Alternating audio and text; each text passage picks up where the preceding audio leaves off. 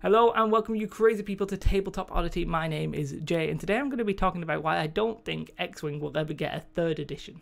Now, I realise that we're not even at second edition yet, like that's coming out in about 3 months. So you might be wondering why I'm even talking about this.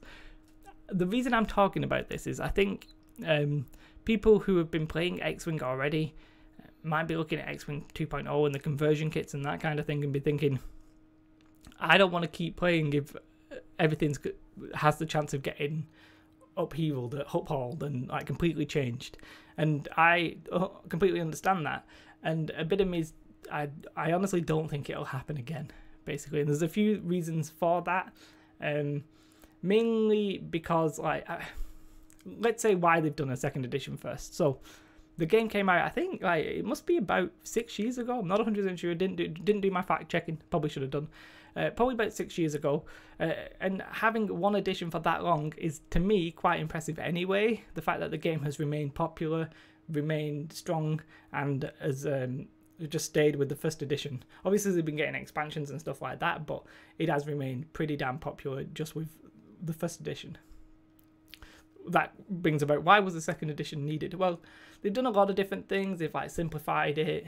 They've not simplified the game type, but they've made it a bit easier to understand, or at least that is the theory behind the whole thing. Like, they make it easier to play, but it's still just as hard to be like the best, because of the tactics and the strategy and that kind of thing. It also allows them to change things on the fly, either with the customized rule set or changing the points because the points aren't on the cards. So there's a lot of things that they've done which are basically going to like future-proof it, so they won't need a third edition. At least that's what I'm here to at least suggest to you. Maybe you disagree with me, and I would love to hear your feedback if you do disagree with me. But yeah, like, so those changes in particular, like simplifying the game so it's easier to get into, that's future-proofing in itself. I feel like there's a trend in gaming always to try and make it easier for a casual player to get into, because wargaming or miniature gaming as a whole, it can be quite unappealing in a sense. Like, it can be quite overwhelming for new people to like go, oh, I'm going to get into that. So if you make the game at a level where it's just like, I can buy that, I can play that, I understand that, and if I want to become good at it, I need to practice and it's fine, then that's the perfect level. And it's not like X-Wing, the first one, was like too complicated or anything, but they've just simplified some of the wording when it gets to the more complicated rules. So and they've also included stuff like stuff on the bases that will let them change stuff going forward. So they've all got a bullseye arc, which in itself doesn't do anything, but it allows them to manipulate the cards on the fly going forward, being like, this ship can take this, and it increases it if you've got a bullseye arc. So what I'm trying to say there is that there's a lot more variations that they can tweak on the fly with extra cards and stuff like that, because they've added additional stuff to the bases. Like, I think they also have a rear arc, so you can basically it can determine side, front, back very easily, and the bullseye arc. So they've tweaked it in a way that every ship can still be modified rules wise later on with either upgrades or cards and that kind of thing. Now, the cards and the upgrades are a big component of why it's future proofed in a sense, because the upgrades that the ship can take, they're not printed on the ship itself. So if a ship is overpowered because of a specific upgrade, but they like the upgrade, well, they could maybe just take that upgrade off that ship.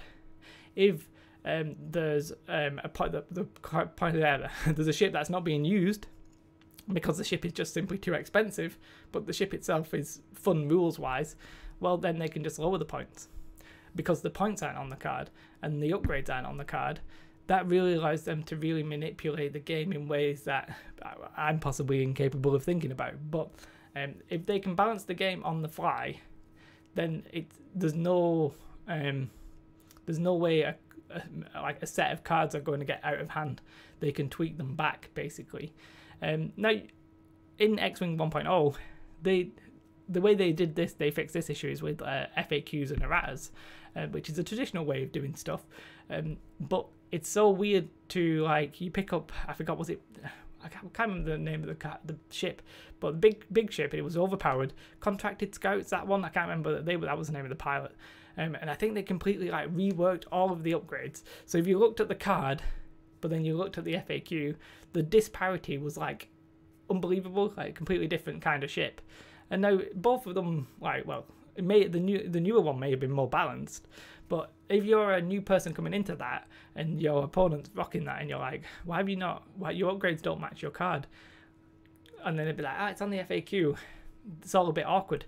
But if both players are going into it knowing that everything is on the app, basically, like what upgrade you can take, and you can just check on your own app what your opponent is running is legal, all the better. So what I'm trying to say overall, and possibly doing it in a rambly way as ever, they have changed the game's mechanics.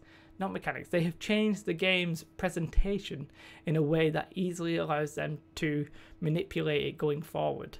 There's more versatility with what they can achieve rules-wise. They can nerf things, buff things on the fly, all that kind of stuff. Now that as a whole will help it going forward into the future. Now, inevitably, the same thing could happen, whereas in 6 years' time, maybe they're like, oh well, we've added these things to these other new ships, and we think that that should be on every ship. I just can't personally see that happening. I think once they've done this once, they're going to be reluctant to do it twice. I also feel like the game's already been out 6 years, so a lot of the original concepts they've thought of that they wanted to involve in the original rules that I've already done. Like, there's not going to be that much out the wacky concepts that they want to implement into the game. And I think the fact that a lot of people, the fact that they've had to do these conversion kits and a lot of people don't like them, are going to put FFG off doing it again. I think you can get away with it once. I don't think you can do it twice. Like, maybe in like 15 years you could probably get away with it, but I'm not sure the game will be that popular in that amount of time. I could be completely wrong, but I feel like games especially like this, sort of inevitably blow up. Like, the more ships there are, the difficult it is for a sort of player to keep up to date with everything that's going on. Now, they have mentioned that on the app, when they're building the competitive rules, that eventually they might have a situation where they have it like a collectible card game where they have like seasons. So like I can't remember, like Magic has it. It's like these are in the playable list, like standard play, but then these cards are like old cards and you can't use them in standard. They said they might do that in X-Wing, and that would be like, that is a future proof, not for like the next 6 years, because I feel like in the next 6 years they'll have like the First Order, they'll have maybe the Clone Wars, and they'll split the factions off like that. And the fact that there are more factions means that the game becomes you can just pick a faction and play, rather than like the best players having to play everything or having to know everything. You can sort of just learn your own stuff and become good at that, but that's a separate thing. The fact that you can just play, they can make a standard and they can phase out the older ships, really means that this game is possibly looking at 10 years time. Like, they can do, well, I'm just arbitrarily picking like dates there, but they can be like, well, those original ships that we don't enjoy anymore, can't even use them. And as long as they do it gradually, people won't really complain, because they'll be like, they could even phase out the production of them to keep like a set of ships that are like, I don't want to say meta, because meta is not the right word, but like standard. They're just thinking about this for a longer term, so I can't see them doing a X-Wing 3.0. I think the fact that the conversion kits have not been particularly well received is an indication that it won't happen again. I think that they've changed they've thought about what they want in the future for every ship, so they're giving them more options. They've got the cards on the app, so that and the upgrades on the app, so they don't have to worry about balance quite in the same way. They're already talking about it in terms of the long-term future. So I don't think we're going to get an X-Wing 3.0. I think we're going to settle with X-Wing 2, and it's going to be probably successful for quite a while. Let me know your thoughts. Do you agree with me? Like, in 8 years' time, if somebody shows me this video and I'm completely wrong, fair enough. Like, I'm sorry, it's a prediction. X-Wing 2 is not even out yet. But I think what will happen is that the game would tend towards being a bit bloated, but then they might introduce this sort of standard thing from like the card games. If that's true, then that'll be true. But I think that's a long way off anyway. And if I'm wrong, I'm wrong. We'll see. Let me know your thoughts. That's basically why I do these videos, is so that you can tell me what you think. And sometimes I read a comment and I'm like, whoa, I hadn't even thought about that. It's actually incredible. Like in really nice ideas and stuff like that. So do let me know your personal thoughts on this. If I'm wrong, don't hate me. It's just an idea. Have a most beautiful day. Do like and subscribe. Oh, one thing I should mention, closer to the time of X-Wing 2 coming out, so if you're watching this like beyond X-Wing 2.0 already coming out, I'm probably going to do a giveaway of the starter set for X-Wing 2. So just, keep in mind, I'll do a specific video on that, but I thought I should mention it here. Have a most beautiful day, and goodbye.